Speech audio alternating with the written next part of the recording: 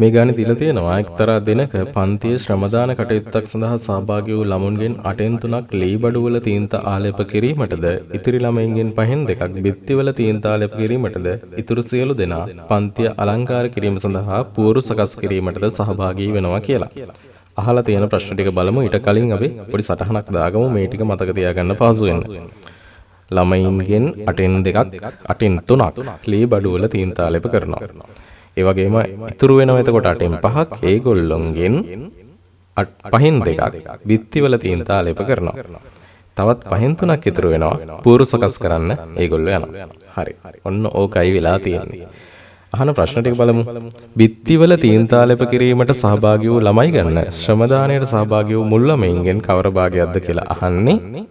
ඒගොල්ලෝ 8න් 5කින් 5න් 2ක් කියලා පේන්න තියෙනවා. එහෙනම් අල්න යන්න දාලා හදන ගානක් 8න් 5න් 5න් 2ක් හොයමු අපි. සාධක කැපෙනවා මෙතන. උත්තරේ එනවා 4න් 1යි කියලා. ඊට පස්සේ අහනවා පුවරු සකස් කිරීමට. එතනත් ඉතිරියෙන් 5න් 3ක් තමයි පුවරු සකස් කරන්න යන්නේ. එහෙනම් 8න් 5න් 5න් 3ක් එතනත් සාධක කැපෙනවා. 8න් 3යි කියලා උත්තරේ ගන්න පුළුවන්. ඊළඟ කොටස. පුවරු සකස් කිරීමට සහභාගී වූ ළමයි ගාන 12ක් කියලා කියනවා. 8න් 3ක් කියන්නේ 12 දෙනයි. 8න් 3ක් 12 දෙනා නම් 8න් 1ක් කියන්නේ 4 දෙනයිනේ. එහෙනම් 8න් 8ක් කියන්නේ අපිට හොයාගන්න පුළුවන් 32යි කියලා සහභාගී වෙච්ච මුල් ළමයි ගාන තමයි අපිට හොයන්න කියලා තියෙන්නේ. 4 වෙනි කොටස. බිත්තිවල තීන්ත ආලේප කිරීමට සහභාගී වූ සියලුම ළමයි පිරිමි ළමයි කියලා කියනවා. ඒ වගේම ලී බඩුවල තීන්ත ආලේප කිරීමට සහභාගී වූ ළමයින්ගෙන් 3න් 2ක් පිරිමි ළමයි කියලා කියනවා. ඊටු සියලු දෙනා ගැහැණු ළමයිලු. පිරිමි ළමයි ගානයි ගැහැණු ළමයි ගානයි වෙන වෙනම හොයන්න. හරි අපි බලමු. මේකේ පිරිමි ළමයි ඉන්නේ අර බිත්තිවල තීන්ත ආලේප කිරීමට සහභාගී වූ අයනේ ඔක්කොම පිරිමි ළමයි කියන්නේ. ඒගොල්ලෝ 4න් 1යි කියලා අපි පළවෙනි කොටසදී හෙව්වා.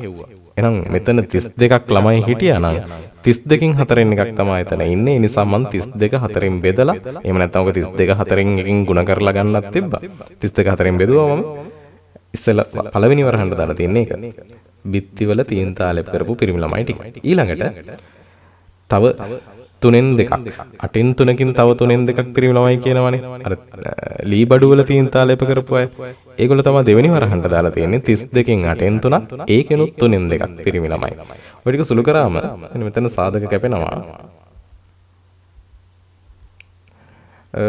8 එකතු කිරීම 8 කියලා ඉන්නේ 32 බෙදීම 4 කියන්නේ 8යි. අතන ආයෙත් 32 බෙදීම 4 ඉන්නේ ඒකත් 8යි 8යි 8යි 16යි. එහෙනම් පිරිමි ළමයි ගාන 16යි. ගෑනු ළමයි ගාන හොයන්න. ඔක්කොම ළමයි දැන් 32යි කියලා දන්නවා. ඒගොල්ලන්ගෙන් 16ක් පිරිමි ළමයි කියලා දන්නවා. එහෙනම් 32න් 16ක් අඩු කරමු. ගෑනු ළමයි ගානත් ඉන්නේ 16යි කියලා තමයි.